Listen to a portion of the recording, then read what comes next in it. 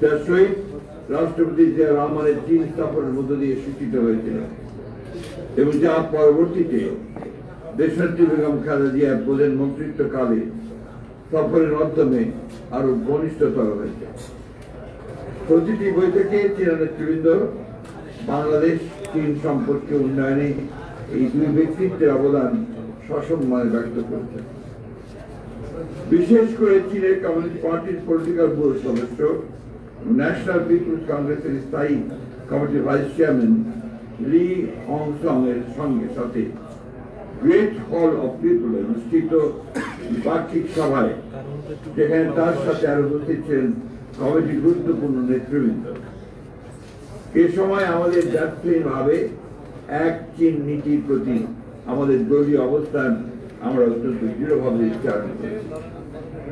পাশাপাশি president Xi Jinping এর নেতৃত্বে চীনের বিস্ময়কর উন্নতি, আন্তর্জাতিক প্রবৃদ্ধি এবং তার বেল্ট অ্যান্ড রোড ইনিশিয়েটিভের ইতিবাচকতার কথা মর্যাদা ও সম্মানের সাথে আমাদের পক্ষ থেকে ব্যক্ত করা হয়েছে। এই বৈঠকে পলিসি ব্যুরোর সদস্য শ্রী লং হং সিং আমাদের ভারপ্রাপ্ত চেয়ারম্যান জনাব তারেক রহমানকে চীন সফরের আমন্ত্রণ জানিয়েছেন এবং দ্রুতই একটি নির্বাচিত সরকারের সাথে নতুনভাবে কার্যক্রম শুরুর ব্যাপারে চীনের পক্ষ থেকে আশাবাদ ব্যক্ত করেছেন।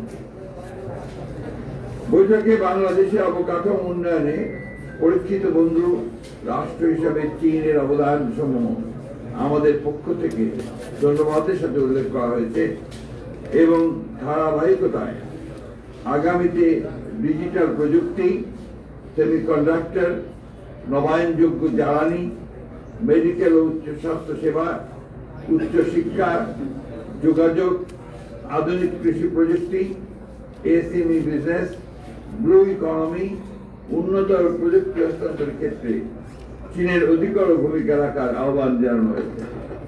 চীনের পক্ষ থেকে এ ব্যাপারে ইতিবাচক অবস্থান সুস্পষ্টভাবে উল্লেখিত হয়েছে।